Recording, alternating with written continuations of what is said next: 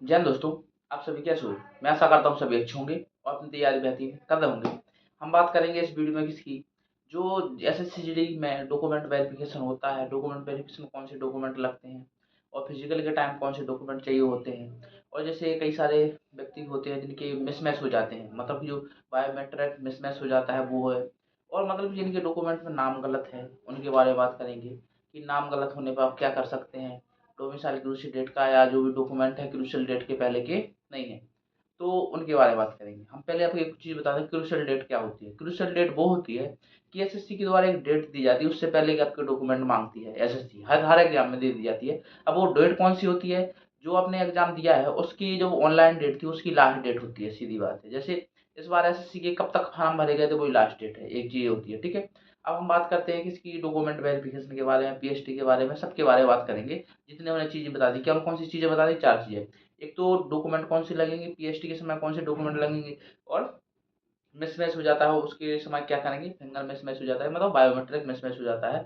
उसके बाद दूसरी चीज़ एक और हमने बताई कि नाम गलत होने पर, जो आपके डॉक्यूमेंट में नाम आपका या आपके पिताजी का नाम या माताजी का नाम गलत होता है, उसके बारे में क्या करेंगे। ठीक है, इसके बारे में बताएंगे। तो पहले हम बात करते हैं पीएचडी से, शुरू करते हैं पीएचडी का मतलब कि फिजिकल से, कि फिजिकल में कौन कौन से डॉक्यूमेंट की जरूरत होती है, कौन कौन से डॉक्यूमेंट चाहिए होते हैं, कौन कौन से डॉक्यूमेंट लगते हैं आपके फिजिकल में। तो जब आपका फिजिकल होगा तो उस समय केवल आपकी ज़्यादा चीज़ें नहीं लगती। एक तो आपका आधार कार्ड आता है, आधार कार्ड मतलब आता नहीं, ये आधार कार्ड होता है वो लगेगा, और आपकी फ़ोटो लगेगी। और तीसरी चीज़ क्या लगेगी, आपकी फ़ोटो के बाद तीसरी चीज़ आपका एडमिट कार्ड। केवल यही चीज़ें नहीं होती हैं कहाँ पर, फिजिकल के टाइम पे हमने क्या बताई, आधार कार्ड, फ़ोटो, जो एडमिट कार्ड है वही चाहिए होती है बस, और कुछ नहीं चाहिए होता है।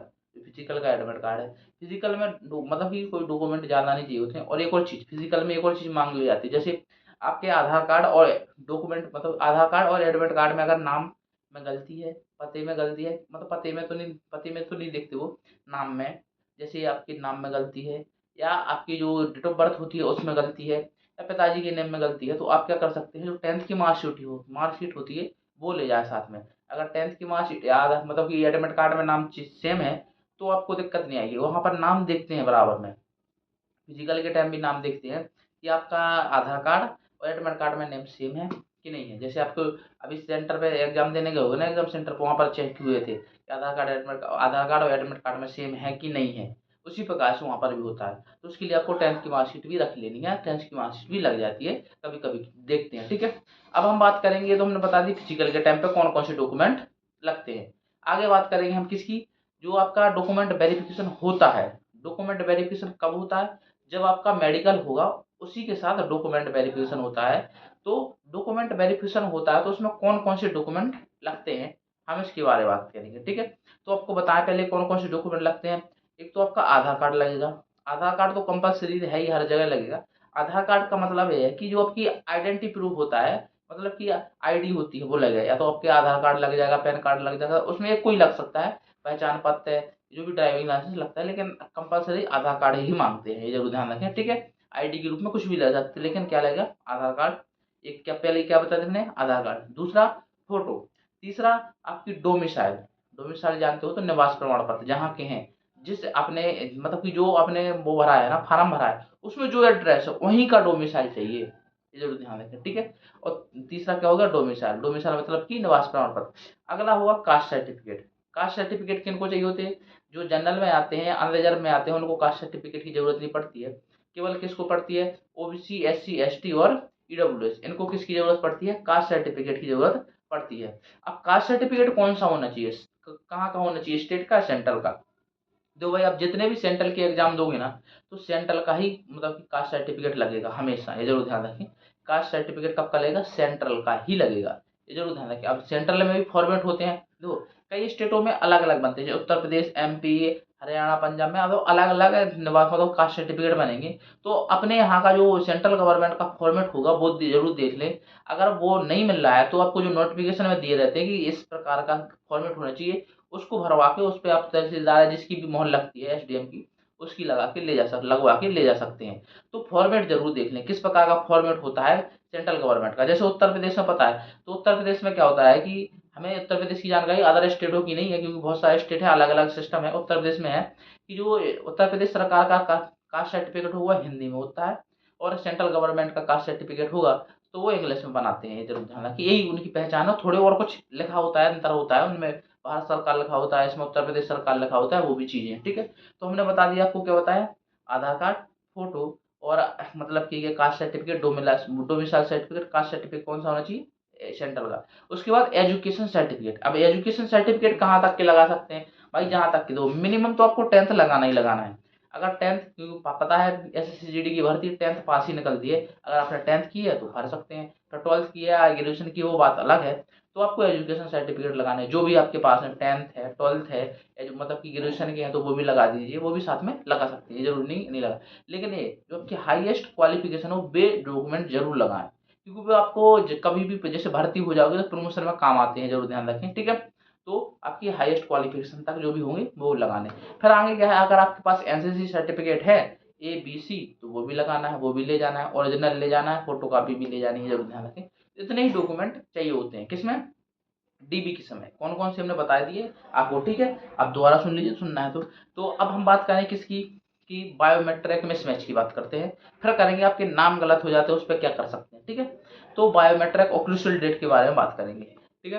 तो पहले हम बात करें बायोमेट्रिक मिसमैच में। देखो, जैसे आपका फिजिकल में भी बायोमेट्रिक लगता है, फिर आगे आपका जब मेडिकल होता है तब भी बायोमेट्रिक लगता है, जब का मतलब कि जब एग्जाम हुआ था तब भी, यानी तीनों टाइम लगता है, एग्जाम के समय, फिजिकल के समय और मेडिकल के समय। ये क्यों लगाया जाता है, क्योंकि फर्जी बच्चे ना, फर्जी का मतलब है कि मतलब कि दूसरे व्यक्ति का एग्जाम दूसरा व्यक्ति ना दे जाए।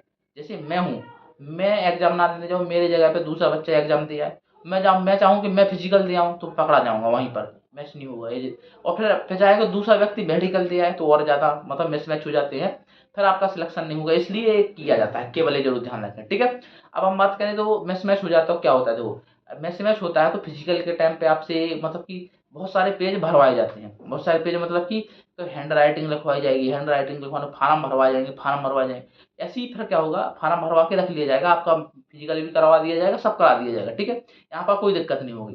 फिर आगे अब मेडिकल होगा, मेडिकल के समय आपका मैच नहीं मतलब कि मैच नहीं हुआ, बायोमेट्रिक मैच नहीं हुआ, तो वहां पर भी ऐसे सेम किया जाता है, कम से कम 100-150 फार्म होते हैं, वो भरवाए जाते हैं, हैंड राइटिंग लिखवाई जाती है, हैंड राइटिंग लिखवाई जाएगी, फार्म भरवा जाएंगे, वो भी हो जाएगी, ठीक है। अब तीनों चीजें होंगी। देखो, आपके ध्यान हो तो जब आपका एग्जाम होता है तब भी आपसे एक हैंड राइटिंग लिखवाई जाती है, और ठीक है, उसके बाद आपकी हैंड राइटिंग कब लोगों फिजिकल में लिखवाई जाएगी, मेडिकल में लिखवाई जाएगी, क्यों लिखवाई जाएगी, कि कभी अगर आप पे जांच होगी तो आपकी हैंड राइटिंग मैच की जाती है, और जिन बच्चों का बायोमेट्रिक मिसमैच हो जाता है, उनकी पहचान बायो जो हैंड राइटिंग लिखवाई जाती है उसी से होती है।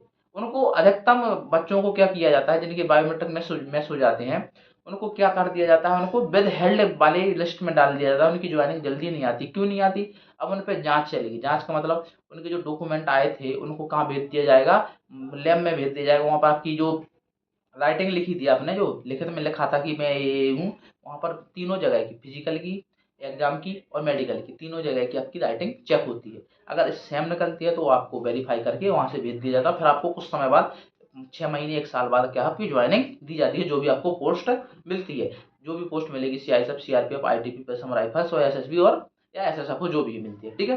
अब हम बात करें किसकी, आगे जब आपका नाम गलत हो तो क्या कर सकते हैं आप, जैसे आपके कई डॉक्यूमेंट में नाम गलत हुए हैं, अभी अभी भी कई सारे वीडियो में क्या है, कमेंट आए हैं, सर हमारी 10th की मार्कशीट में ये नाम है, आधार कार्ड में ये नाम हो गया और अदर मार्कशीट में ये नाम हो गया, उसके बारे में बताइए। तो सबसे बड़ी बात एक चीज़ है, देखो जब जैसे आपको पता है कि अगर 10th की मार्कशीट तो सुधर नहीं सकती, 10th की मार्कशीट के अलावा जो भी आपके डॉक्यूमेंट है, जैसे डोमिसाइल सर्टिफिकेट है, कास्ट सर्टिफिकेट है, आधार कार्ड है, ये तो सुधर सकते हैं किसकी, 10th की मार्कशीट के आधार पर। तो आप इनको नया बनवा लीजिए ना, जैसे आपकी 10th की मार्कशीट में जो नाम है वही सेम आधार कार्ड में अभी भी करवा लीजिए, जो भी है सेम नाम करा लीजिए, डेट ऑफ बर्थ है वही 10th की मार्कशीट के हिसाब से ही सब कुछ करना है आपको। आपके जैसे डोमिसाइल में गलत नाम हो गया, पिताजी के नाम में, माताजी के नाम में, किसी के भी नाम में गलत नाम हो गया, तो आप जो नया डोमिसाइल है, नया डोमिसाइल बना लीजिए, मतलब कि और पुराना छोड़ दीजिए, नया बनवा लीजिए। कास्ट सर्टिफिकेट में गलत है, नया कास्ट सर्टिफिकेट बनवा लीजिए। अगर आधार कार्ड में गलत है तो 10th की मार्कशीट के हिसाब से क्या करा लीजिए, आधार कार्ड सही करा लीजिए, ये चीज़ करा लीजिए, ठीक है। अब ये भी होता है कि जैसे आपकी 10th और 12th की भी मार्कशीट में अलग अलग नाम है, तो क्या करना, दोनों मार्कशीट भी नहीं होती है, तो एक जरूर ध्यान रखें, उनके लिए केवल एक ही चीज़ होती है, क्या होती है, केवल कि एफिडेविट बनवा लीजिए आप। एफिडेविट लग जाता है, एफिडेविट लग जाता है, उसमें लगता है कि दोनों नाम की एक ही व्यक्ति हैं, इस प्रकार से एफिडेविट बनवा लीजिए। आप जाएंगे तो अपने यहाँ पर तहसील कचहरी जहाँ भी एफिडेविट बनता है आपके यहाँ, वहाँ बन जाएगा, एफिडेविट बन जाता है, ये चीज़ है और सही है। और बहुत सारे व्यक्ति क्या करते हैं, अब दो एक और गलती कर देते हैं बहुत सारे व्यक्ति कि क्या कर रहे हैं कि आजकल व्यक्ति कि उत्तर प्रदेश का व्यक्ति है, उसने क्या किया, वो असम का क्या बनवा लिया, मान लो असम, पश्चिम बंगाल या किसी मणिपुर कहीं का भी, मतलब कि डोमिसाइल का सर्टिफिकेट, आधार कार्ड भी वहाँ का करवा लिया। इतने करवा के वहाँ से फार्म भर दिए, एग्जाम दे दिया, एग्जाम में पास हो गए, क्योंकि वहाँ की मेरिट कम जाएगी। जैसे वहाँ की अगर उत्तर प्रदेश की 130 मेरिट जाएगी तो वहाँ की सीधी सी बात 80 नंबर, ज़्यादा से ज़्यादा 80 नंबर पे आपका फाइनल सिलेक्शन हो जाता है वहाँ पर। तो 80 नंबर जाएगी तो वहाँ पे पास हो जाएंगे। इसके आधार पर सब बनवा लेंगे। जब जाएंगे फिजिकल में तो फिजिकल में और डॉक्यूमेंट फिजिकल हो जाएगा, कोई दिक्कत नहीं होगी। लेकिन डॉक्यूमेंट वेरिफिकेशन पकड़े जाते हैं। पकड़े जाने का मतलब वो देख लेते हैं कि आपके आपने एजुकेशन कहाँ से की, आपने एजुकेशन उत्तर प्रदेश से की, हो निवासी आप यहाँ के, तो इस चीज़ में पकड़े जाते हैं। ये जरूर ध्यान रखें, वो पकड़ लेते हैं कि आपने गलत फॉर्म भरा है, ठीक है, जरूर ध्यान रखें। तो ऐसी गलती ना करें, क्योंकि पकड़े जाओगे अब जेल जाओगे। बहुत सारे बच्चे हैं, वो मुझे जानने वाले हैं, मैं उनको जानता हूँ कि ऐसे बच्चे हैं जिन्हें ट्रेनिंग से वापस घर भेज दिया गया है इसी कारणवश, डॉक्यूमेंट फर्जी बनवाने के कारणवश। ये जरूर ध्यान रखें। तो फर्जी डॉक्यूमेंट मत बनवाइए, नहीं तो आपको भर्ती, अगली भर्ती भी नहीं देख पाओगे और किसी काम के नहीं रहोगे। इस भर्ती में सिलेक्शन होने के बाद भी आपको बाहर कर दिया जाता है, जरूर ध्यान रखें।